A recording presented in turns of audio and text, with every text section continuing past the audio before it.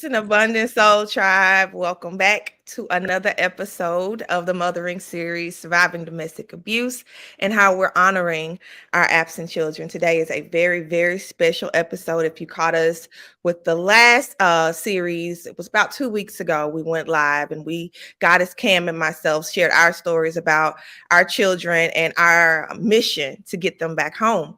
Today's super special because we have Goddess Julie with us, and Julie is going to tell us her story and share her story with us. Very profound, but she has actually accomplished the goal that we're seeking to achieve. So without further ado, I'm going to allow these ladies to speak their piece. We're going to welcome everyone in. I'm going to open the chat so we can preview your comments, ask any questions. Feel free. This is an open floor. Again, I am so extremely grateful to be on this platform, telling our stories, sharing our experiences in hopes that it brings healing not only to ourselves, but the collective. All right. Hey, everyone.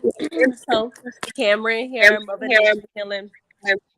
And I'm definitely coming on so we can collectively come on and just make sure that we're sharing and holding space for each other as women in our journey of motherhood and making sure that we're including all of our children, all of our seeds within that.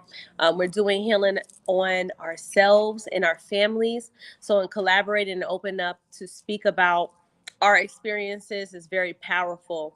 It is a taboo in our culture of people of color to talk about mental health, to talk about experiences that affect our community. And unfortunately, this is something that all three of us women have experienced, and we are going to come together in our own power, in our divine feminine power, and balance each other and hold space for each other. So this is a really beautiful thing because me and Goddess Zee, we're still on our journey of trying to reconnect with our children, and Julie has accomplished getting her child back, and it's more about talking about the obstacles that can come with that and how the good and the bad can relate and how you continue that journey of healing as your child is back in the home. So thank you, Julie, for joining us. And me and Julie go way back to we come from another land. So I'll let her explain, but we're gonna let Julie talk. Welcome. Let me unmute you. My bad. Sorry, everybody. My daughter today is 14 years old. My daughter was taken from me when she was 16 months old. If you all know, for a mother, the first 2 years are very, very intimate between you and your baby. You're nursing, you're going through a lot of challenges. With my daughter, the person that helped me create her, I don't say his name because he's irrelevant and I don't like to give him any power. He was very abusive. I was physically, mentally, sexually abused in every way, every sense of the word. My daughter was actually due to be born July 21st, due to a beating that I took May 17th. I flew home to my parents' house. My water broke on May 20th. I was rushed to the hospital. I knew it was way too early for her to be born. She ended up being born with a grade 4 interventricular hemorrhage. For you that don't know what that means, she had a massive stroke that would have been equivalent to a stroke in an adult. I saw the river of blood flow through her brain, and I was devastated. Um, as a mother, all you can think when something happens to your child is it's your fault. You didn't protect them.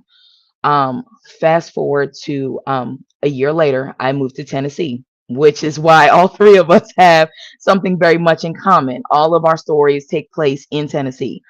Um, me and the person that helped me create her got into a very big altercation. My daughter got hurt in the interim. He broke into my home. He tried to snatch her from me.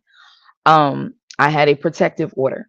It is very important that in what state that you are in, you know the laws. Because if you do not know the laws in the state that you were in, it is very easy for you to be victimized. I was told that I was not allowed to keep my daughter on the protective order. She was only on it for 2 months. As soon as the protective order was lifted, she got to spend one weekend with that other person. I picked my daughter up. I took her home. I let her down for a nap. When I woke my daughter up, my daughter had bruising all over her face. 3 years of a battle back and forth with DCS being involved, the police being involved. They decided to convict me. I was not guilty. My daughter's doctor said I didn't do it. The police knew I didn't do it. I was willing to take a polygraph 3 different times to prove my innocence. What I did not know at the time, and I will let you all know, you verify it in whatever state that you are in, a lie detector test is inadmissible in juvenile court. It does not matter if you pass it or not. If the judge deems not to put it into evidence, it will not help you. I passed it. He refused to take the test. Every time they scheduled it for him, I openly said, I'll take it. I'll take it. I'll take it. So, long story short, I left the courthouse with a guilty conviction. I was devastated. They had already had it set up to have me arrested by the time I got home. I was at my home with my daughter at the time, and I'm like, oh my gosh, what am I going to do? The detective that was on the case called me and told me that unfortunately there was nothing that they can do. Um, I'm crying. I hear the police sirens. They got, I want to say, 5 minutes from my house. All of a sudden, all went silent. I couldn't figure out what happened. The detective called me. She told me she made a call to the judge on my behalf. She said, I'm not here to say who's innocent or guilty, but an innocent person doesn't go to the lengths that I went to try to save my daughter. Regardless of what she said, the judge did not overturn that decision. I was still stuck with a guilty verdict. I had to go back to DCS with my daughter. That was the worst day of my life. They ripped my daughter from my arms. When you are sitting there holding on to your child and a strange person that you does not know grabs your daughter and you're holding on to your child for dear life is the worst and traumatic thing that a parent can go through. You are looking at your daughter and she's screaming for you and there's nothing you can do. You can't get to her. And I can't tell you how I made it home because I don't remember the next few days. I didn't know where my daughter was. They had given her to my sperm donor's first sergeant because he was military. She kept my daughter for a short time and realized she could not do this whatsoever. So my daughter went back to DCS. I showed up. He refused to show up. Next thing I know, I got a few minutes with my daughter again. I'm holding my daughter. I'm playing with my daughter, hoping that they were going to let me take her home. That is not what happened. They snatched my daughter from me again. How many times can a mother go through having their child ripped is not it. I wouldn't put that on my worst enemy. I remember holding her. I remember the foster mom walking in, and my daughter was fine. The moment the foster dad walked in, my daughter screamed. She clutched onto me for dear life. The investigator was present. The foster mom was present, and everybody said the same thing. Did you see what she just did? My daughter, at this time, she's 16 months old. She had y'all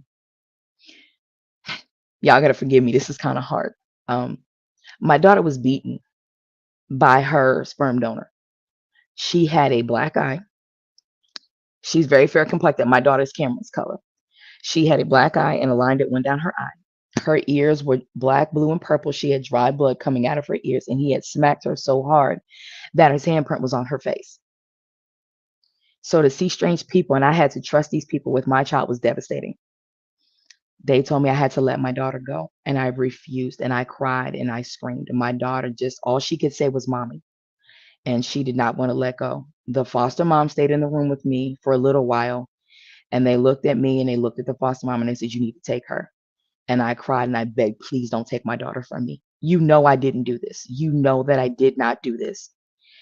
My daughter was ripped from me, and I didn't see my daughter again for a couple of months. I was devastated. There are no words that can explain what I went through. You cry, you feel guilty, you wonder, is did you do enough? Where what did you miss? What signs did you miss? Is this all my fault? Did I choose the wrong man? You cannot control what another person does. You can't. You don't always know the person that you're married to. You think that they're one way, and people wear masks. I had no idea the man that I married was a demon. And that's the best way that I know how to explain him. He was a demon. Um, I went back and forth with DCS visitations. I went back and forth to court different times. My daughter would show up with um, bruises. My daughter would show up and her vaginal area was broke out. I'm screaming at the DCS worker, what is wrong with my child? Why is my daughter looking like this? What is going on? Oh, well, maybe it's soap. It's not the soap. There's something wrong. You have got to know your laws for your state, because I didn't know anything. They were able to take advantage of everything that I did not know. And because I was a black woman. Yes, her sperm donor was also black, but the workers were white. When my daughter was 3 years old, my daughter came to me and she said the words that are burned into my mind. She said, Mommy, my girly parts hurt. And I asked her why. She said, well, my daddy touched me on my girly parts with a pink sword. I froze. For a 3 year old who had been diagnosed with cerebral palsy from the beating from birth, I asked her to say it again. And she said it again. And she said it made a funny noise. For all of you that aren't understanding what I mean, my daughter was saying that her sperm donor used a vibrator on her. I immediately called the DCS worker. They made me send her back to him the following week. At this time, we had week on, week off visitation. She came back the second week.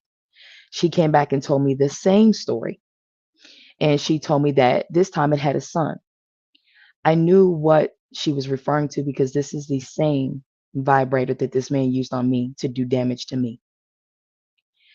I called the DCS worker. She came to my home. I told her, I said, my daughter is in the room. You may go and ask her. It took her 7 minutes to talk to my daughter. She walked out of my room, out of my daughter's room, and she looked me in my face and she said, I'm going to the office. The DCS worker quit her job that day.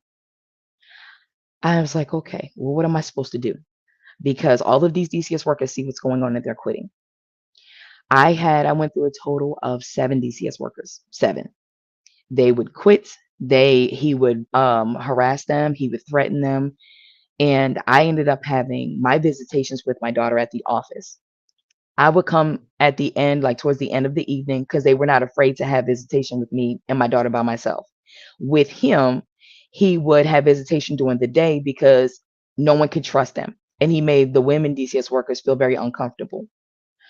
Once this all happened, I want to say 3 months later, I went to pick my daughter up. We had arrangements to see my daughter, to drop my daughter off at the police station because of all the threats that I was getting.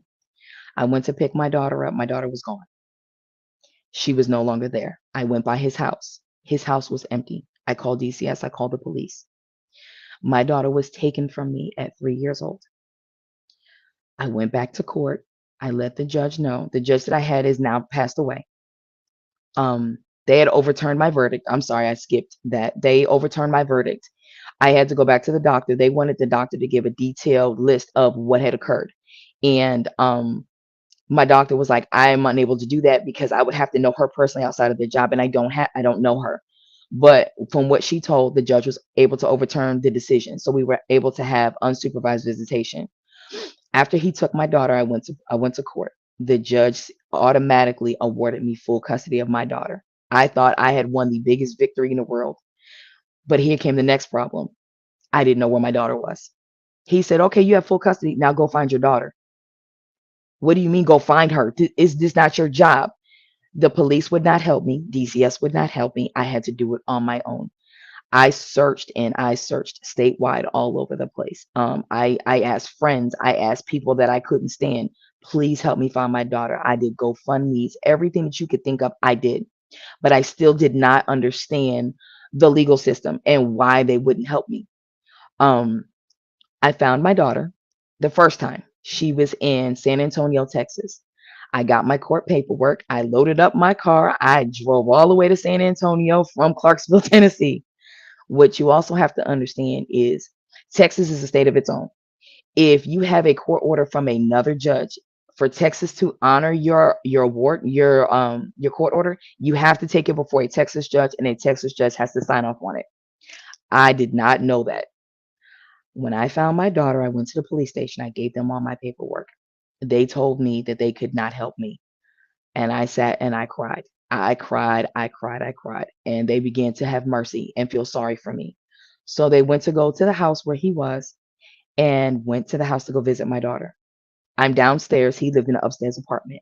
I'm shaking. I want to see my daughter. I just want to see if they'll at least bring her out for me. They said, well, if he doesn't ask any questions, we can get your daughter and we can bring your daughter to you. Okay, I'm downstairs. I'm waiting for my daughter. My ex-husband, I had gotten remarried in the process of all of this. He went with me. We're sitting downstairs. I'm talking to my ex-husband. And I'm like, okay, so we might be able to get her back. Went upstairs. They saw my daughter. I could hear her. I could not go up the stairs, but I could hear her.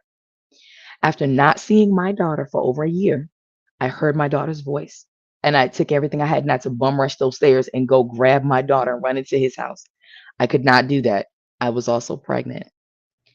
I was blessed with a baby boy that I was carrying at the time. Um, so went upstairs. He asked all the questions. He fought the police, literally fought the police. There was nothing that they could do. They came downstairs and told me, Julie, there's nothing we can do. I said, is my daughter okay? My daughter was fine. I went back to the courthouse. I tried everything I could and found out, well, Texas does not honor out of state court orders. You have to take it before a judge. I didn't have the time to submit the order to the Texas court to be able to have them do it. My ex-husband and I, we left. We went to the gas station. Lo and behold, guess who pulls up shortly after we did? My ex-husband, my daughter's sperm donor. My daughter was in the car, and we're in the car diagonal from the pump. He went inside and left my daughter in the car. I had to make a choice. I could either go and grab my daughter out that car and run for dear life, or I stayed in the car. I was 6 months pregnant. I either risked my unborn baby or risk my daughter. And I had to make a choice. I had to choose my well being and the baby that I carried. And that is a decision that I regretted every day of my life. I left Texas without my daughter that day. I went home. I continued to look for her, and they moved out of Texas right after that. So I lost them again. So I had to go back through and go through states. During this time, I bought presents for my daughter. I wrapped them up. I kept them. I took them everywhere I went. Every Christmas, I put them under the tree. I wrote letters to my daughter. I said my prayers every day. I used to sit outside. I love the night air. I'm an earth sign, so I love being outside. So I sat outside and I would just ask the wind to carry my words to my daughter. Carry her. There are nights where I swear I could hear her calling me. I'd wake up and I'd cry and I would tell her, I will find you. I will find you. You will come home. I promise you, I will never give up hope. I got another tip off. Her older sister luckily fell out with her sperm donor. And she called me and had a pure tea fit. Why are you emailing me this, that, and the third? It was horrible. But she said, I heard that he was dead. Scared me half to death. I'm like, well, if he's dead, where's my daughter? The only thing that I can think of was my spirit spoke and said, call the bank. We shared the same bank. I called the bank and I ended up speaking to a lady on the phone. I was explaining the whole situation. I said, I know you can't tell me what's going on in his account. Is there activity on the account? As I'm rehashing and telling her my whole story, she puts me on hold and she's crying several times. And she was like, I would love to help you, but I can't.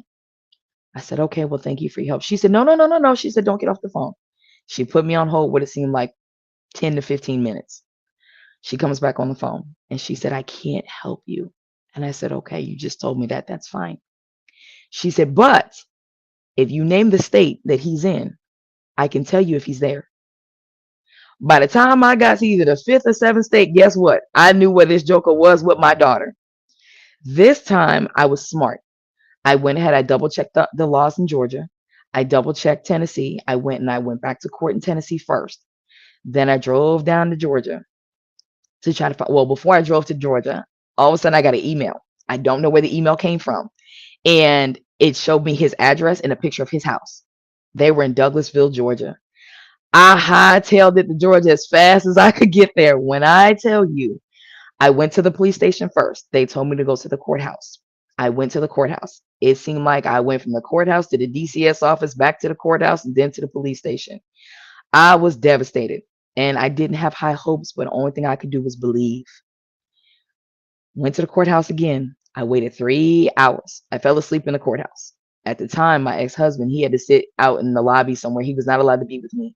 I was given so much time by myself, and I could not understand why I was by myself. I fell asleep. I got up. I was pacing. They came back in. Unbeknownst to me, what was going on was the Georgia judge and the Tennessee judge were on the phone discussing my case. I was told to go back to DCS. They put me in another room. I was in this room for a long time. They locked me in the room. I'm claustrophobic. I don't do enclosement. I could not get out. I had no idea what was going on. While they had me locked in this room, they had already went to my ex's house and they arrested him. They went to, oh my goodness, sorry everybody. They went to the school to pick up my daughter. As I'm sitting in this room, my spirit said, go to sleep. I said, I don't want to go to sleep. I don't want to go to sleep. I need to know what's going on. My spirit said, go to sleep. I was put to sleep. I was awoken by keys opening the door. And here was the DCS worker looking at me. And she said, Miss Julie. I said, yes, ma'am. She said, would you like to see your daughter? My heart stopped. And the only thing I can think is she going to know who I am? And I'm shaking and I stood up.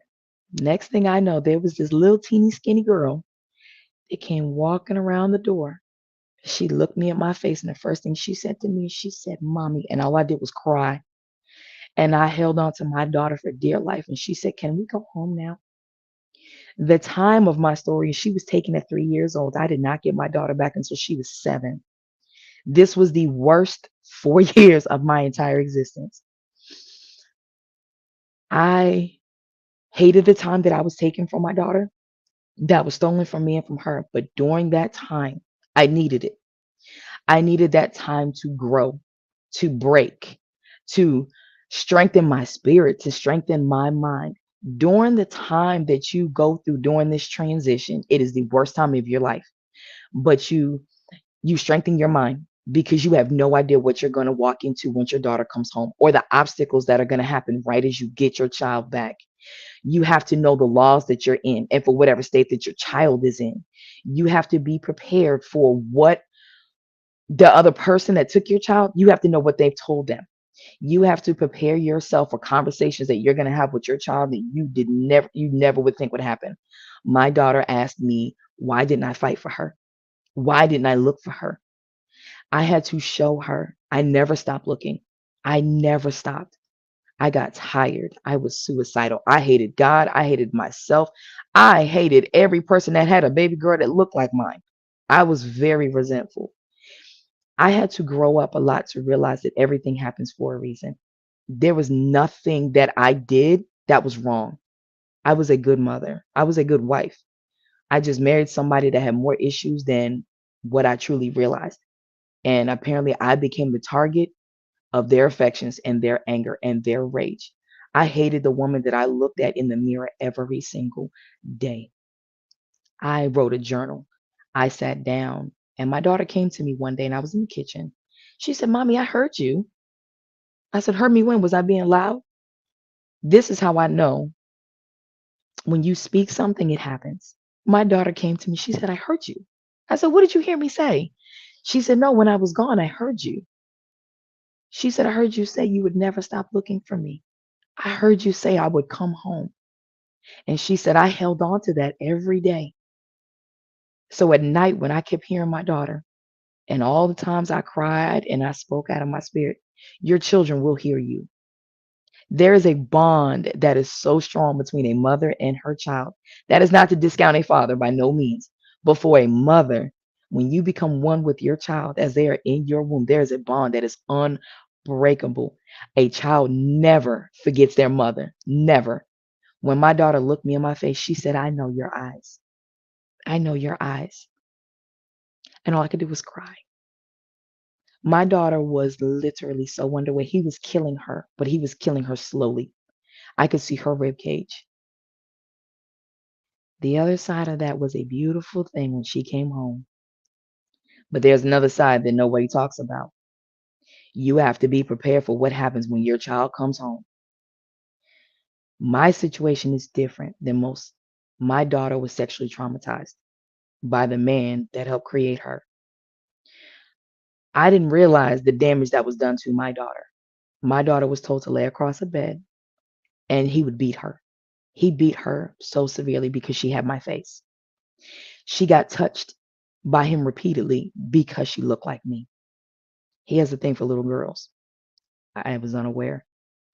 When my daughter came home, they have this thing, it's called a honeymoon period. The honeymoon period is where it seems like everything is great. You're home, you're with your siblings, you're with your mom, your new family, everything is great. And then one day, someone flips the switch, and you have no idea the monster that came out of my child. The best way I know how to explain it is the devil showed up. My daughter began to molest her siblings. She used to make my 10-year-old son molest her. To her, this was normal. This was normal to her, but it was wrong.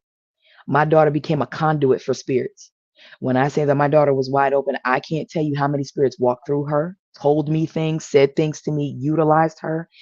My daughter one day looked at me and I saw my daughter. The next time her eyes were pitch black and someone else spoke through my daughter. My daughter tried to murder my 1-year-old son.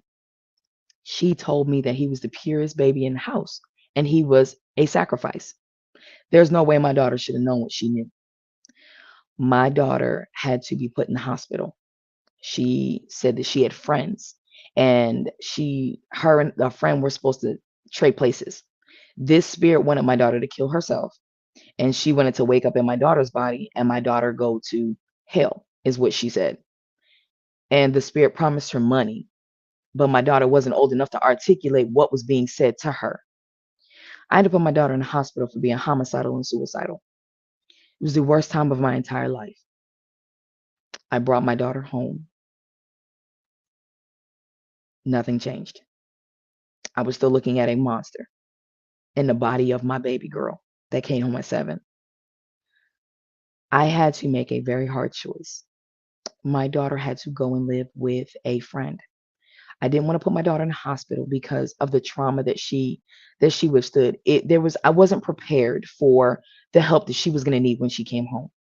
So she stayed with a very close friend of mine. We still had access to her, but she was not allowed to be at home. We could not trust her around her siblings for quite a while.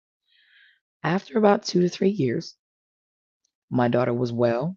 Her mind was right. She came back home. My daughter is home now. She's 14 years old, almost 15. My daughter is on the honor roll. She draws, she sings. She is a beautiful spirit. But during her process was not an easy one. It wasn't easy for me as her mother, but it was not easy for her because she still, even to this day, she's 14, she feels very guilty because she feels like she made a lot of mistakes. She feels like it was all her fault. And I had to explain to her what happened to you was not your fault. What you did when you came home was not your fault. My daughter is learning how to open herself up spiritually. She hears the most beautiful things. She communicates with nature. She knows she keeps her crystals. She loves music. Music is her muse. Now, mind you, my daughter was never supposed to walk or talk. But to see my daughter, in which Cameron and Goddess Zee did get to see her before we were on the live. I'm not going to put her on live now because she's nervous. But she is a happy child. You continue to add your child to your home. You talk about stories with your other children or with your spouses. You make it as if they're still here. I used to set a place for her every Christmas. She still had things on the walls. She still had toys under the tree until I started to transition into a different lifestyle. But everything that we did, she was always incorporated into everything that we do. I actually have an infinity symbol on my wrist tattooed for her because my love for her is beyond infinite. And there was nothing in the world that she could do that would ever make me stop loving her. She felt like, well, I was gone for so long and I came back and I did these horrible things. My mom is not going to love me anymore. You have to let your children know that no matter what they go through, what changes that they go through, that you will love them through it. And believe it or not, your love for them will save your child. And they do hear you. Let them know that you are human, that you had suicidal days and you had hard days because as they're going through their feelings, they need to know that those are normal, that it's okay for them to be broken. It is okay for them to not feel like themselves. It is okay for them just not to be okay. A very big piece of advice: watch the tribe that you keep around you. At the time, I was in church, which is go figure, that's where I met Cameron. People will come up to you because they don't want to see you hurt. They want to tell you, oh, what the Lord said, or this is this. And because you're hurting and you want to believe that so bad, and then it doesn't happen. And then all that happened is you're being re traumatized by people that love you. It's not intentional, but it does. They re traumatize you over and over again until you grow in your spirit and you learn who you are. That is the best thing that you can do. Strengthen this.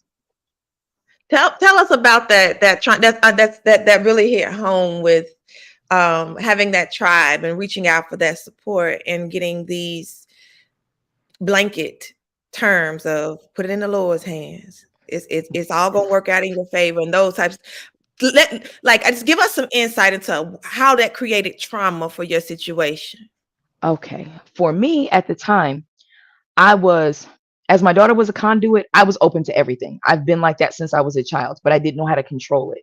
So as I'm sitting in church, there were people around me that I considered my sisters or mother figures to me because my mother was not around. So because someone that you classify as like your mother, you want to believe everything that they tell you. They'll tell you, oh, well, God said that your daughter's going to come home in the spring of whatever. So in your mind, you're like, oh, okay, so what they know is God, you're like, okay, well, I'm going to believe it because there's no way that they would lie to me. No one would hurt me and give me false hope. Then you wait for this time, and this time comes, this springtime comes, and guess what? Your daughter's nowhere to be found. There's no there's no positive vibe to give you any information, and there's no negative. You're stuck in this empty space. This empty space that you believed and you had so much trust in. These were people that I classified, I was friends with that it came to my home that saw I had a room set up for my daughter. I had toys everywhere. I had her favorite things. My daughter loved hands. So I always had pictures of hands all over everything, her drawings. And during the time that I was told about that, I believed it. I believed it with every force of everything on the inside of me. And the trauma came from this being a lie. They didn't intentionally lie to me, but what they wanted was to give me hope. But in the midst of trying to give me hope, you gave me hope in something that was very traumatic for me. So anytime you told me something was going to happen in this particular situation, and I believed it, the letdown that came from it was worse than the actual trauma because it was constant. It's like somebody put a band-aid on it and they rip it off. They put the band-aid back on it and then they rip it off. And this person wants to stitch it, and then somebody comes and cuts the stitches. It made the healing process so much harder than what it should have had to have been. I got to a point where I kept certain people around me that I could completely trust. And then other people, I had to keep them out. It's one thing to tell your story, but you have to be very careful who you let to speak on the inside of you. Because when you're still very, very wounded, you don't need someone coming throwing salt in that wound, and it makes it worse. Because then you think, well, what am I doing wrong? Did I do something wrong? Did okay, well, did the word that the Lord gave them, did I do something that changed it? Did I shift it? You go through all these extra going on. This is why it's so important for you to strengthen your mind. Because if your mind is still in a weakened state, anybody can come and tell you anything. And it makes you susceptible. It's like you are sheep out in the middle of wolves and you're just waiting to be devoured. You have got to be careful about who you keep around you. When you have people around you that are going through the same things, like like the both of you, it's easy to be able to share your story and compare notes. And what I was able to overcome, I can give to you because you know that I've been in your shoes. But one thing that I will never tell you is, oh, it's going to be like this, or it's going to be easy, or it's your child's going to come back. I will never do that because everybody's story is different. Everybody's situation is different. The best thing you can do for anybody that's in the position that you are in, grab them by the arm and help lift them up while you're lifting yourself up. Because the moment you reach out and you're trying to heal someone else, it heals a part that's on the inside of you while you're waiting. Your waiting does not have to be an empty time. Your waiting does not have to be a time full of tears all the time. You're going to cry regardless because that is your child and that is a part of you that was stolen from you. But when that child comes back, baby, the healing that comes from that and their laughter and their smile makes it seem like no time has passed at all. When my daughter came home, even though she was taller, it was like no time had passed whatsoever. It was like time stood still. And it is the most beautiful moment in the world. Their siblings love them. They love their siblings. They feel included. And to know that they've been talked about, to know that their pictures are still around your home, it lets them know that they were always included in every part of your life, even though they weren't physically there. Listen to your spirit. Your spirit will never mislead you. Never. My spirit was what guided me to my daughter. I had help along the way, but my spirit told me who to call, where to go, and what to do.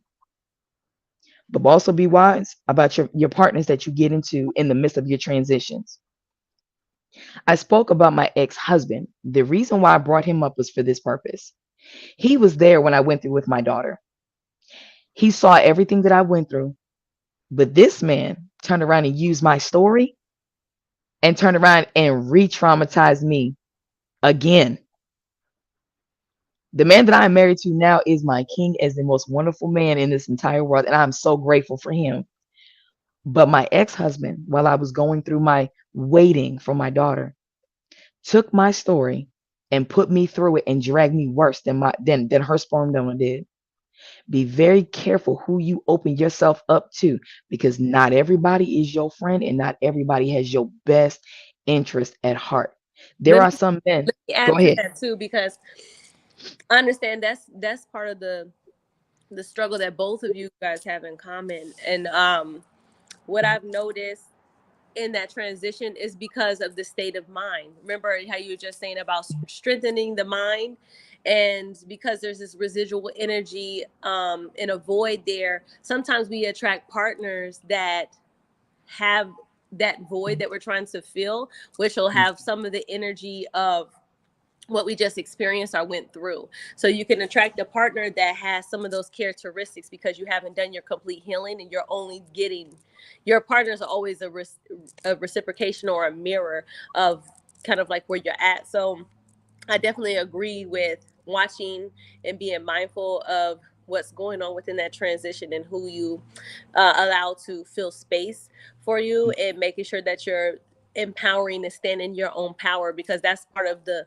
lack. And even with the touching on the words and the people who maybe sending information your way, it's more like when you're not standing in your power, then that's where the disconnect comes, because then you're allowing somebody to speak a reality over you instead of you creating your own reality. So it Mhm. takes you away from your action, and that's where the falsehood is within, I would just say, religious community is.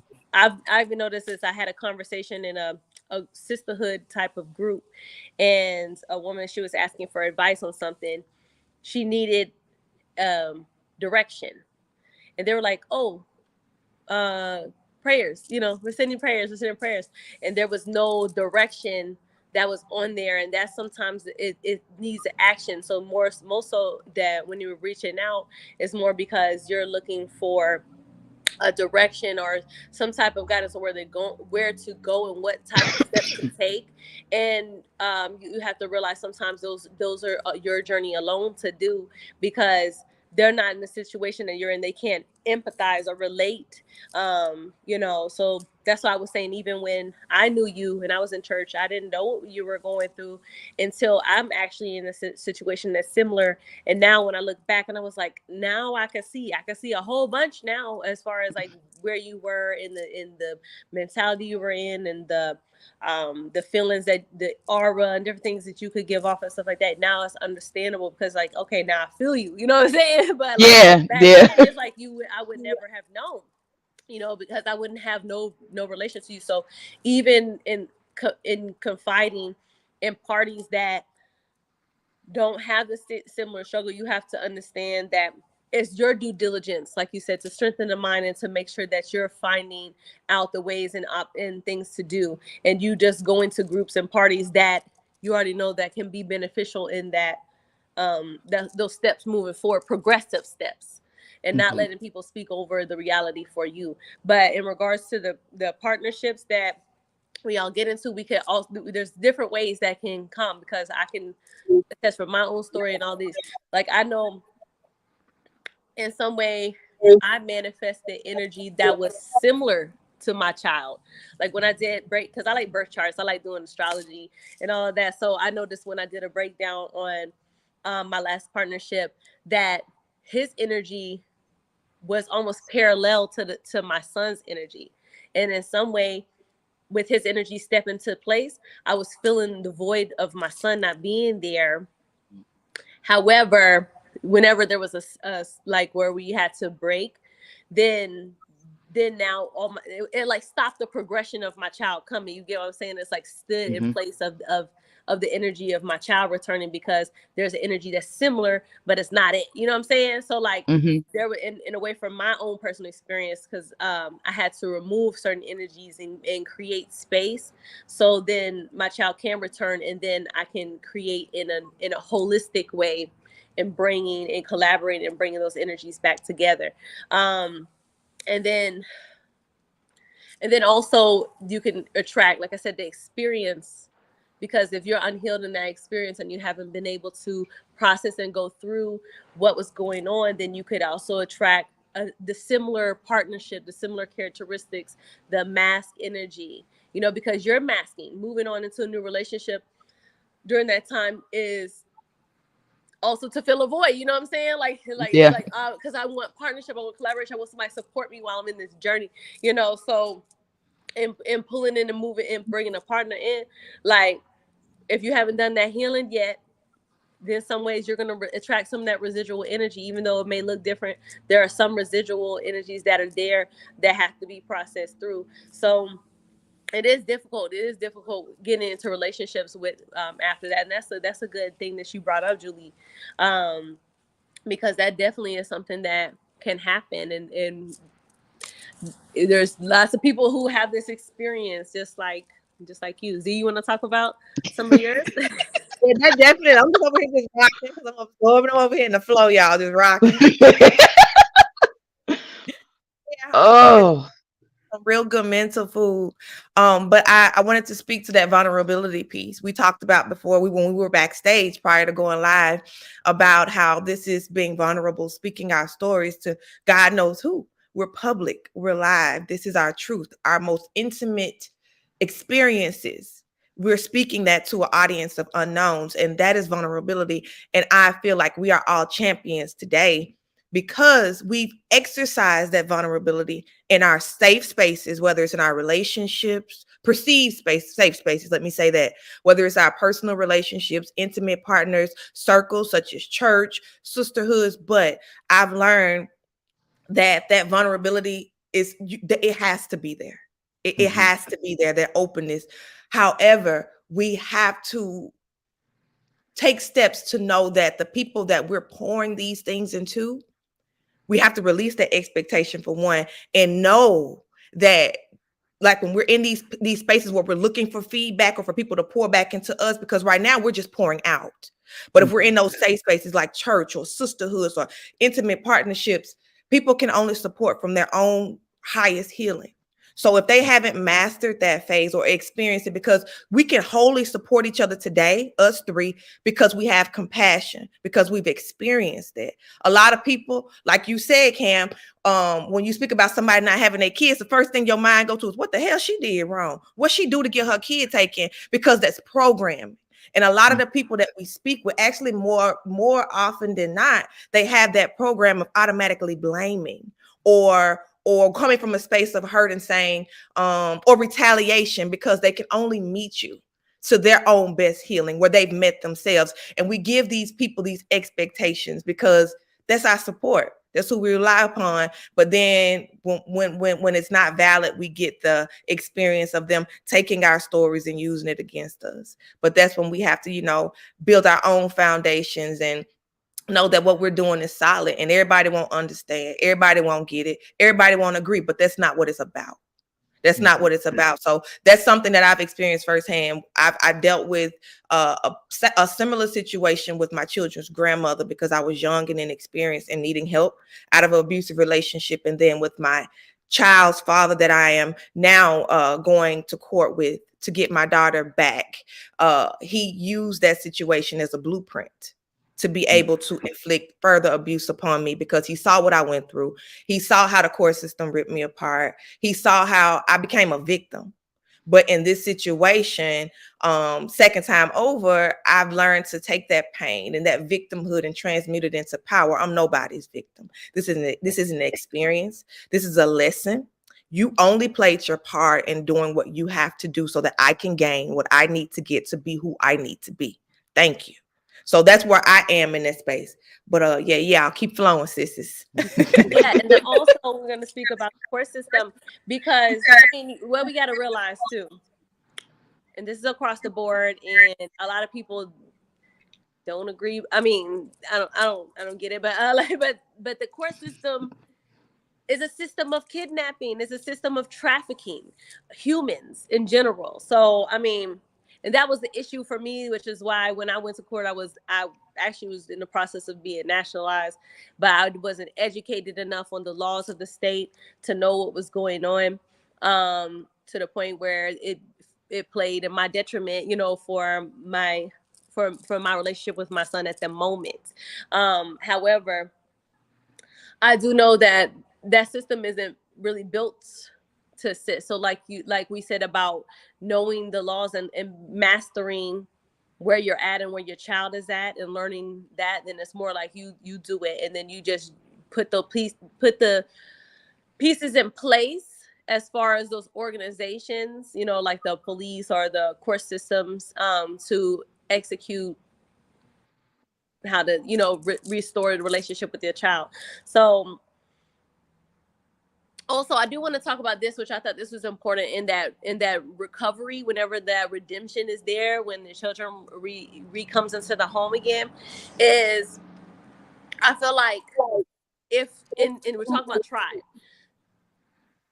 and it's a fine line, because we were talking about what, you know, like the what we were just saying about the different organizations and places that we did put energy into and trust, and there was not no solid anything coming from that. But I do think it is more beneficial as they say for me and Z now, and for you, Julie, in your current situation, because you do have a tribe, you have your home, you have your husband, and you have your children, and whatever friends and family that you guys have. And the same thing for us. But this is something that I think is important when you're bringing your child back, is because of, you have to understand that trauma and different things that your child may have gone through, the different oppressions, the different tactics of brainwashing and building their psyche and persona to disconnect from you, because this is an agenda. I think having a tribe to help facilitate that healing is also very important. You know, Yes. coming together, for example, you said your daughter came back and there's different systems, you had to send her away into like a mental or a hospital, and the hospital works with all the like they're there not to facilitate true healing, they're there to mask, you know. So Yes. in a way, you know, that's not the place. You know, if there was this tribe that of that sisterhood or that family there, like the dynamic that you have now in your home, there's Mm. different type of healing that can be facilitated there. There could be a different form of therapy, Yes. and understanding and bringing in those people that can assist with that and And that was my strengthen. biggest thing is I did not have that at that time. So Right. only thing I knew was what I had. But if I had the tribe that I have now, then my daughter wouldn't have had to go to the hospital or be sent away. So I definitely agree. Right. Yeah, I, and I I'm saying agree. that for us, the ones who we're in waiting, we're in that limbo of receiving our child. That's part of the things that we have to think about building and making sure that we have set in place. So then when our children do come, then there are spaces for them to feel safe. You know, like even for example, you're saying your daughter, and when she was young, you know, when she had to go into the foster care, she's afraid of men. You know what I'm saying? Like Yes, there's a she is. fear, you know, and you know, there has to be certain examples set in place. You know, it's very like you have to be very strategic in that energy that you bring in, because you have to understand the traumas and different things that your child is experiencing and all that. So it seems like there's stuff that has to be built up on, but I do think, you know, like for me and Z, for example, while we're in limbo, building those spaces to help whenever our child gets there, to facilitate that healing and give them the things that we need without having to go outside of our communities to do that. I think that's going to be important for us to work on. Yeah, just being able to hold space, because like I feel like it was such a blessing for you to even have the support to have someone to partner with you with getting your child well during you said it was, what was 2 years, Yeah. where she was able to still be in connection with you, but heal outside the home and be in a space where you knew she was safe and they had her best interest at heart. It's just so many layers to it. I just take my hat off to you, because it was so many times you had to just reinvent your faith and your trust in people after the system failed you time and time and time again. And I just Yeah. wanted to touch on the system, because we all have had cases in Tennessee. It's no secret. The juvenile court system has, like, I can remember like in Tennessee, Memphis, the family court, juvenile court. I can remember that place because it's etched in my brain. I'm changing that narrative from it being sad and a place of breaking. The last time I went to Memphis, I drove down that street and I laughed. I just laughed like a crazy person, because I'm changing that narrative. That place caused me so much pain. But I remember the biggest thing that stood out to me is, while I was waiting to be, called in court, being nervous, is looking at this big ass billboard about Georgia Tan. And I hate even, repeating her name, but it needs to be said. And if you're in Memphis, Tennessee, check out your facts. They kidnapped children. That is what they honored this. They're honoring her in this space. They literally ripped kids from their family, put them in foster systems, and created almost like little slaves. People who wanted children for whatever reason, they bought and sold, trafficking. And they're honoring this woman in this space. I don't stand a chance in hell. Why would we even resort to going to these people to solve a problem that clearly is against what I'm fighting for? Yeah. So the court system in itself is so misconstrued. They treat your cases like a blanket, like you're a Black mother, you're a mother, you like, just like people judge us in these spaces, you did something wrong. Or your in my property, case, that birth certificate it gives ownership to the government. So so it's the a lot of people That it does. treat it like the birth certificates and the social security card, but they call you crazy when you want to get away from those systems. But when the system has literally raped and beat you to nothing, what do you do? You getting tormented by it? Like I'm like, the court system is just, and that's why we have to do our homework, and that's why we Yes. have to. But even with fighting these things on our own, I don't have a legal background.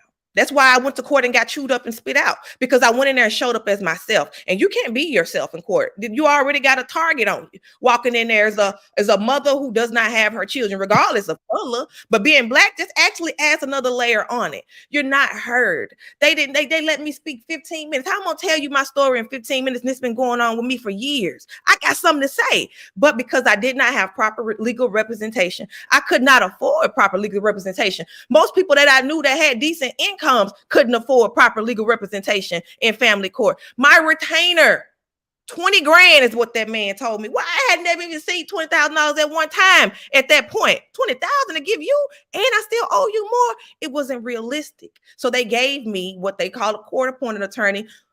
Public, just like when you go to criminal court, a public defender, they work for the people who are you're going up against. And it's such a fight. It is so tiring, and it's sad because a lot of mothers give up because they feel hopeless. But that's also a part of the weaponization of the court, because that's part of what some of the abusers use, is they use money. Like, for example, I know in my case, my children's father has a family who has money, who paid for all his court proceedings, and he had to come out of pocket a dime, and which is where he was able to fly whenever he wanted and all that, and consider, and I would just say convince the court that he was in a better position than what reality was. And like, for my example, in my court proceeding, when I went to court, like, he gave the wrong address. He showed pictures of a whole different house that I'm aware of, that I knew about, that was not matching the address that he was given. And because I didn't know the language of the court, because I was uninformed, like you said, like, I did not know anything about the legal system, they objected every single thing I tried. I didn't even get 15 minutes to even speak about my situation. And I was pregnant just like Julie, where when you're trying to fight for your child and you're already creating new life and all that, like, and it's very difficult situation to be in because it's very vulnerable space. And that lack of that background, that lack of the village too, Yes. and you're doing this solo, because it's in all of our stories we had to experience this and do this solo by ourselves as women. And then on top of that, all of us, because of our belief system in general, because we're not all the way on Western everything, that's something that can be used against, like for me, I was determined, I decided to homeschool. And that's the reason why I even got into the battle in general, is because I decided to go homeschool, and that's what started my whole custody battle thing in general, and I was like, it was wild, like it's wild. But I just know for and how we're relating today's episode with Julie and sharing her story of coming back in. Julie, I'm just so grateful that you sharing all this whole experience and all the different things that are coming, that could come into our past and crossing whenever we're coming back and getting our children, because they are going to have a lot of different things. They were raised in a whole different type of space and household, and like you said, the partners that we had, and they had masks, they had their own traumas, they had those built up levels of traumas that did not come out until birth, because those is a death and rebirth every time there's a birth, so the child being born, it kills off whoever you were, and you have to be brand new within that space with what you have now. You could never go back. So those reveal a lot of different things. Some people do change when they have a child, and it reveals a lot of their own childhood trauma. So I could only imagine the person you had a child with who did this to your child, what he experienced and what his parents experienced, and how that generational curse gets passed down, and trying to, and even for you, you said you didn't have your mother, and then how that came into play into your own childhood, with your own children, and it's a lot of levels of things that we have to address and be aware of and be more intentional in our creations, like that we're doing now, and then with the ones that we have already existing, and helping them understand themselves to a point to know all of these things. So then when they're making their decisions for the next generation, then that's something that can be ceased, you know what I'm saying? So we're working on doing Yes. all that healing for them. Like, for example, I know there's a lot of things that my son Joel has to go through that my new little ones, they're not going to have to go through, because my mindset and my mental state was different when I had them than whenever I had Joel. So Joel had a lot of different things going on within my journey and transition, along with the partner that I chose and manifested back then when I was like 17 years old, so I was in a whole different place. I was a whole different person than who I am today. So I think that's important to notice too, that like that's part of like that's part of, so now I didn't get to break certain things with him. I broke it for my other children, but I didn't get to break certain things with him. So now that's passed on to him. So now I have to just make sure, because I did do the work, because like we said, we are being proactive in that time and space that our child is not here. Since we were being proactive, it's like, now how can I teach him that? Now it's like, now when he comes back in the home, like, and for the girls, they're back in the home, and your daughter is about to be back, and so when they come back into the space, then it's more like I have to emulate and show them how to overcome, and this is what I did, and they're going to have to go through part of that journey themselves as well. We have to understand that that's part of that they're going to have to go through, but at least we're doing the work where we can have some solutions for them as well, because I think that's even more important. It's Yeah. That it is. It really is. I mean, that's what Jocelyn goes through now. She's understanding more of self, not religion. And she's like, Mom, I feel so much freer. I feel better. I feel all of these different things. She knows how to, okay, you need a moment, go get your bowl, go get your sage, go get your crystals, go get this. She knows what to do with all of that, and in herself, she knows that she has all of that within her. She still does not trust men. She loves my husband. My husband is probably the only male, and when she first met my husband, she looked him in the face and told him, she said, "You're my daddy." He's looking at me like, why is your daughter coming to me saying this? But she knew his spirit. So she knew exactly who he was going to be. That is her favorite man in the entire world. He is actually breaking her fear of men. And I'm grateful to him for that. He is absolutely probably the best thing that has ever happened to me and to her. And so I love the fact that she's coming to her own, because my little ones, they don't have the same issues that, she did. She's like, okay, I left you a one way, now I came back you a whole different way. Wait a minute. Okay, help me understand the transition. So it's a beautiful thing that you guys have already set your foundations. You have your tribe. You already have your foundation set, where when I went through mine, I didn't have it set. So I was so lost and it took me longer. And that is the most beautiful thing that I'm grateful that both of you had. And I can't wait to see both of these babies when they come home, especially Joel, because I remember him when he was like little. Mm-hmm. Yeah, and by the way, 'cause today is the solstice, so I gotta give some insight on certain things. So today's the winter solstice. So for all of us, this is a transition point because this is supposed to be the darkest day. So this is the darkest day. This is the where there's more night than it is light, or like so. But this from this point forward, from tomorrow until next year, it is the light is rebuilding. It's more and more light every day, more and more light.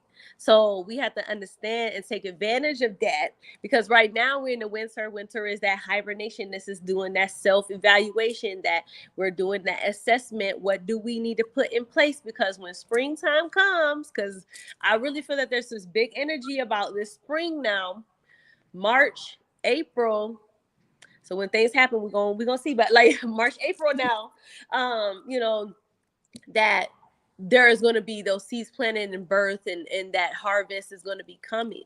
So it's more like continue to do the evaluation and that preparation within, to make sure that we're aligning and getting those things in place. So that's why I'm grateful for Julie's story, because without Julie's story, we would know what we would need to put in place. And so this, like I said, today is a solstice. This is an energetic day where, like I said, it's for like a hibernation. It's for to go within, and that's why we're revisiting those stories. We're coming in. Last time we did it was like a full moon, so like it was a day of release. So we end up getting to do these, uh, art talk about our stories on significant energetic days, which is powerful. And Joel, his birthday is on Christmas Eve, so his birthday is coming up this weekend. So like so, and we're honoring him. So Joel, when you watch this, just let you know we doing something for you. We having a whole like situation. We might go live or something like that. We're creating things for him because we're preparing for his return. So we're creating things. So we're gonna get in our power, me and all of our children, and we're gonna create things for him. And we're calling him. We're magnetizing him back over. So we're being very intentional about the holiday season, because I don't celebrate Christmas, but I do celebrate birthdays. So and Joel's birthday is that. So and it's a return, it's a rebirth, and Joel is good. Like I said, okay, so we got to talk about numbers. So your daughter was gone 4 years, right? Z, how long is your daughter gone? 4. 4 right now. She's gone 4 years. It'll be well in February. It'll be 4 years for you. Yeah. Okay, and my son's been gone 4 years. So, so I'm just saying, next year is the year 5. So it's either 5 is a number, 4 is the number of order. It is a number of discipline. So it's about getting everything in order and being disciplined and being focused. That's the number of 4. But 5 is a number of change. It's a number of conflict. So if there's not no changes coming, it's going to be a lot of conflict, energetically, for the people who are refusing to change. So, I don't know, what they want to take away from that, but I understand. But Joel is going to be entering, because I gotta talk about this, because I know it's about to be his birthday, and I know he's going to end up coming across this one day. So I want to make sure to share, because my son is this is part of the healing that to facilitate. So when you're talking about knowledge itself, and you're teaching your children when they come back, because we receive teenagers, right? We're receiving teenagers. They're not the babies that we once had, they were little, they're going to have, they're mature in their mind, especially this generation. So it's good, and they're going to be, you can teach them about themselves, that knowledge of self. So Joel is a number 9 life path. His, so I'm a number 1, so I'm here to start things, but he's here to finish things. So he has the completion energy. Also, he's a Capricorn sun, but he's a Cancer moon.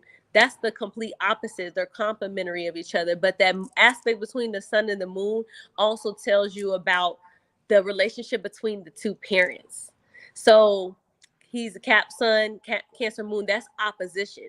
So it, in his birth chart, the day he was born, it showed that his parents were going to be in opposition of each other, because his father represents Capricorn, which in the tarot card is the devil card. So and then Cancer, but so it shows this battle that happens, but it's also an internal battle with self. So as he comes back, then I'll be able to teach him how to make those complementary, instead of it being opposition, where his heart is saying one thing and his core is saying another, and how to put those together. And then, like I said, you teach them their numerology, their personal numbers, like the day they were born, the was their life path, because it's going to tell them a lot about their purpose. And then there's every year they did have a personal year. So this year, hold on, it's for Joel. He is entering his number 6 year. So, all right. So it means this year, from this last year to now, he's in his number 5 year, which is, like I said, change or conflict. So he's having a lot of internal changes. So now he's going into his 6th year from his birthday, which is coming up, all the way to next year on his birthday. So that 6 is a year of harmony. It is a year of balance. It in interpersonal relationships as well. That's what 2022 is a 6th year. So he's going to be entering into that in a number 7 year, which is a spiritual year. So 2023 has a lot of energy of spirituality and that subconscious energy. So it's going to be a very well match of what is going on the inside. So if there's undealt with trauma for the people who are around, or the people who are holding our children hostage, obviously that them doing that is proof that there's an internal struggle. You know what I'm saying? So if they're not doing their spiritual work, then it's all going to reflect back onto them, because the spiritual is coming into the physical. So it's going to do that flip flop. So all that trauma comes back to them. You know what I'm saying? So like, it does require a lot of changes to happen. So I know for our children, it's going to be a very powerful year, because like I said, this is the year to complete and get everything in order, because next year is the year of change for us. And whenever that time hits, my son was gone May 24th, 2018. So by May 24th, 2023, things are going to be a lot different, so I definitely know that we have to continue to support each other. And I know that we're all in different places. However, I love this power of the internet. We have to understand and use all the resources that we have. We have unlimited access.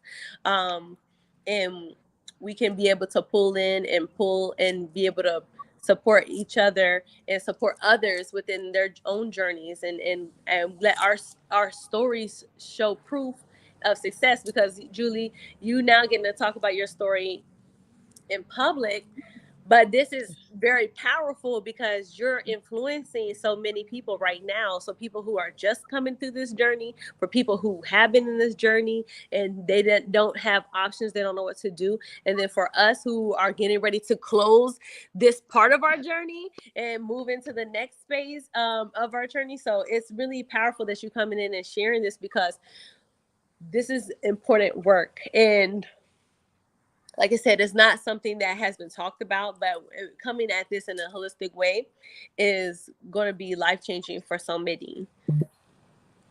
I definitely appreciate the opportunity of being able to say that, because I mean, like I said, going through it, it was probably the worst time of my life. but being on the other side and just being able to share my story, if it helps one or even two people, then I know that everything that I suffered through wasn't for nothing. um, the other thing, please research custodial interference. If you have a parents implant or any court documents, look up custodial interference because that's how they arrested my ex-husband. They arrested him on custodial interference. If you have a child that has been taken and you have a court order, there's an organization called, yes, Missing and Exploited Children. In order for them to help you, you have to have a court order and you have to have the state troopers involved in order for them to do it. I tried to get them to help, but I had lack of knowledge. So do make sure that if you have any documents, make sure you look those things up because if you don't know it, it can hurt you instead of helping you find your lost child. So, Julie, So let me ask you a question because I do have an important question. So, for the mothers or parents, because this happens to fathers too, for the parents who have trouble locating their children, what were some things that you were able to do? And then were you able to go, did you ever go back to court with them? Did you have to have them like served? Like, how did that look for you? Once he took her and I got the full custody award, I had to go and find where they were. What I ended up having to do was when I located them, I did go back to court. Um, Only thing that they could really do for me because he was no longer in the state of Tennessee was find the state that he was in, take my court order to the court system down there. I made all the phone calls to Georgia first before I drove. They told me what documents I needed to have. I needed to have an ex parte, which was very, very important. The ex parte basically said that, hey, I have given her full custody. Wherever she is, you are to maintain, pick up the dog, pick up the child, and hold on to her until I was able to come and get her. That is a very, very important piece of paper when your child is out of state. Um, there was, I'm trying to think of the other one. I know it's an ex parte and it's a writ of attachment, a writ of protection, or it's either a writ of attachment or a writ of protection. You have to have them both for another court to honor your document. Wherever your child is, you need to make sure that will they receive your orders as they are, or do you need to have the writ of attachment and the ex parte order. But you need to have all three of those. When I went to Texas, I had all three. But like I said, Texas was a different story. In Georgia, I had to have all three of those documents signed by Judge Grimes, which I did. So when I went down there, it made everything so much smoother. They arrested him on custodial interference. The only thing that hurt me in the long run was all the abuse that he did to her. We didn't have him arrested on the abuse. But we did have him arrested for what they classified as parental kidnapping.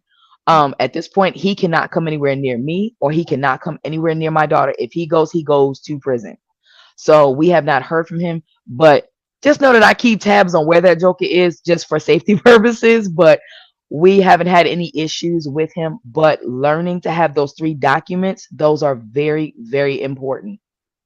repeat those three documents again. And I just wanted to just clarify custodial interference. That means that basically if they violate that court order and It is you considered parental interference. It means that the other parent is um causing interference with you and your child, which if you have a document that has it's whether you have like a visitation order, a parenting plan, however the document says, if you have court order time, you can have them arrested for custodial interference. In some states it is a felony and in other states it's a misdemeanor.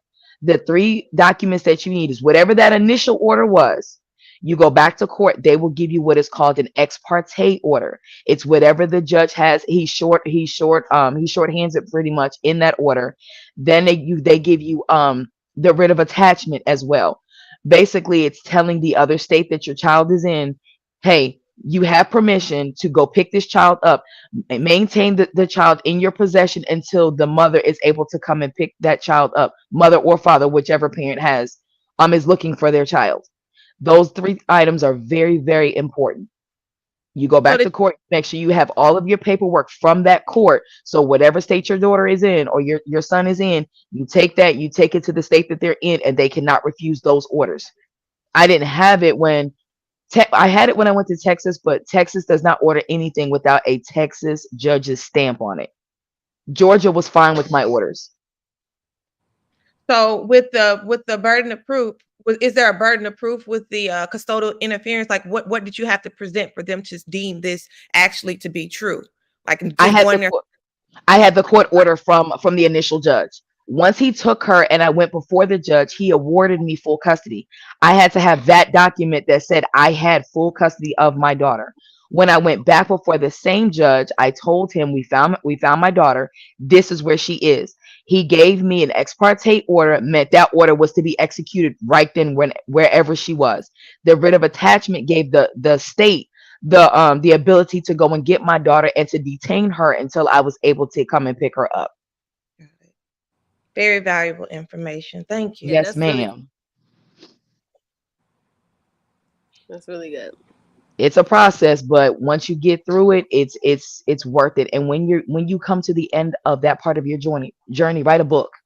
I'm writing one as well because everybody's story is different, and you don't know who's watching these lives. You don't know who's paying attention because somebody that's watching these lives can see your child and hear your story and hear your truth versus the truth that maybe they've come across and realize that this was wrong, and someone may be willing to help you. I actually Yeah. got a lot of tips as I was talking. I didn't do a lot of lives back then because it wasn't really a big thing, but I did. I spoke, and everybody knows, word of mouth is a big deal. So many people heard my story that I had people give me little tips of where to go and look or where to go or what daycare to find.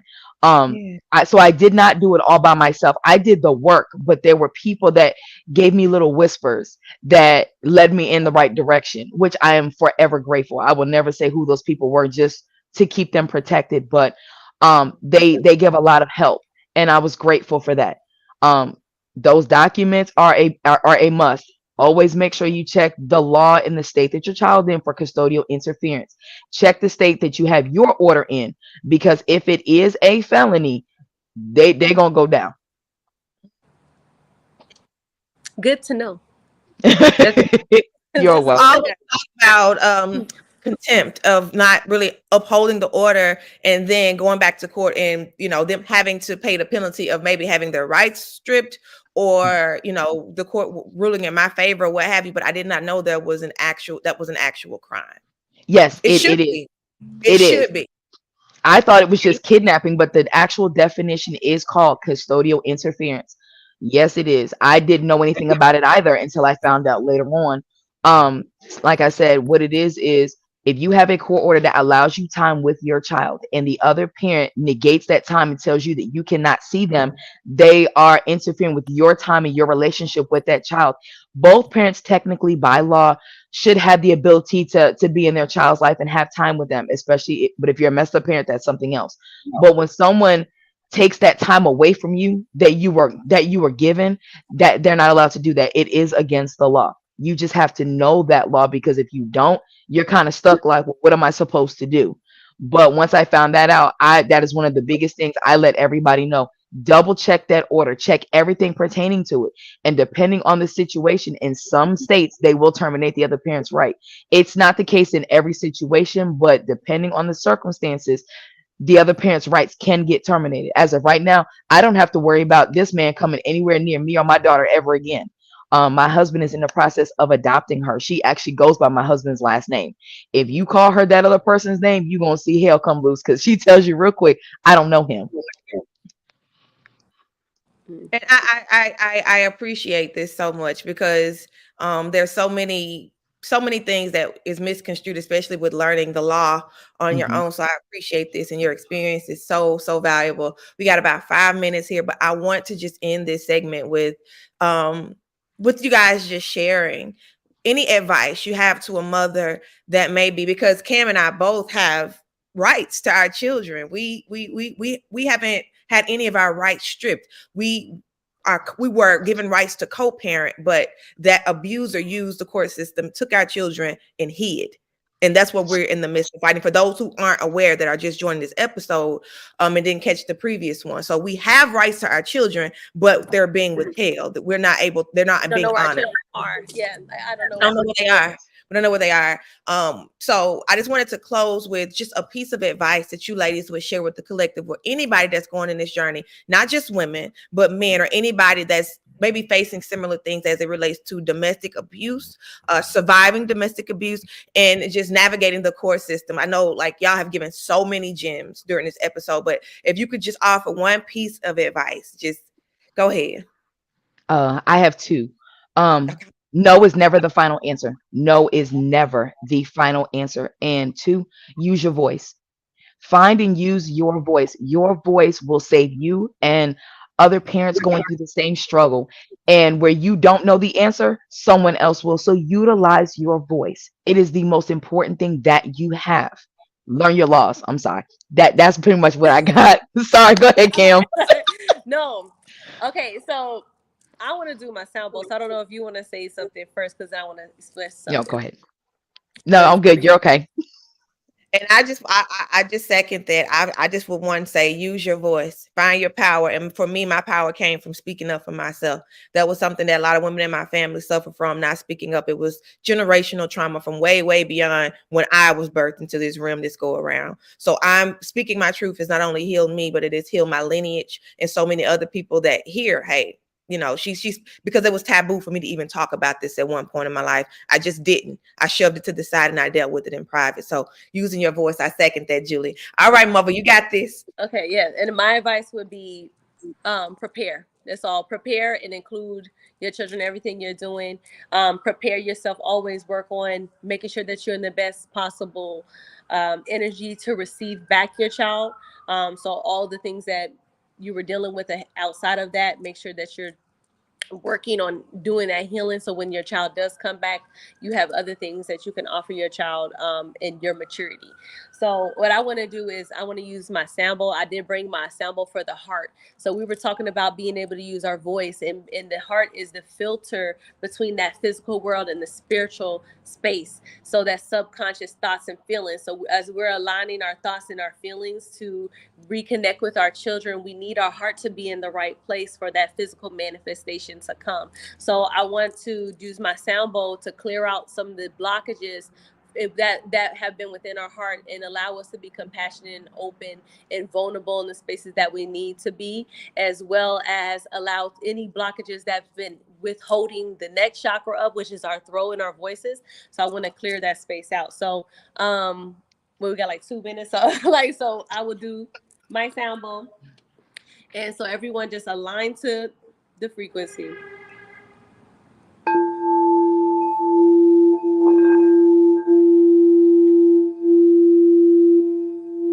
If there's anything you feel like you need to express, if you need to take a deep breath and breathe out, like allow your body to open up.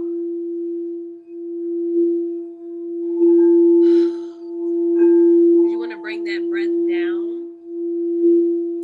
into your womb. This is where you created that baby. This is where you created your child. That is their space of creativity. You want to bring it up to that creative expression through the throat. So allow this space to clear.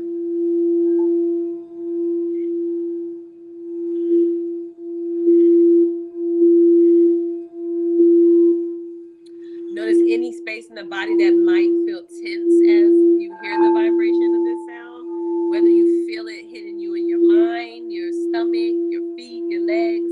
That's going to be the area to pay attention to. That's where you need to put your work in.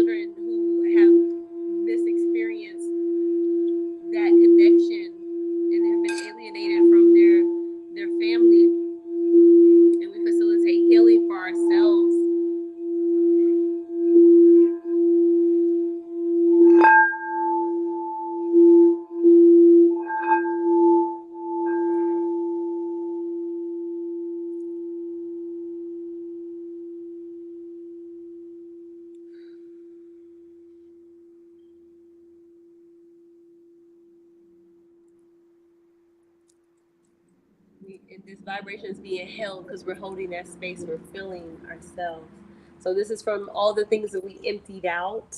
We're refilling them and putting that back into us and showing ourselves love and compassion and facilitating more healing for ourselves and our families and our children. Shay, gosh, Shay, thank you so much, Shay. ladies. This has been such a valuable experience for me, and I'm sure so many others. I look to continue this journey. Please, please, continue to advocate for ourselves, our children, and in turn for each other. I can't say thank you enough. Infinite gratitude to you, Sister Julie.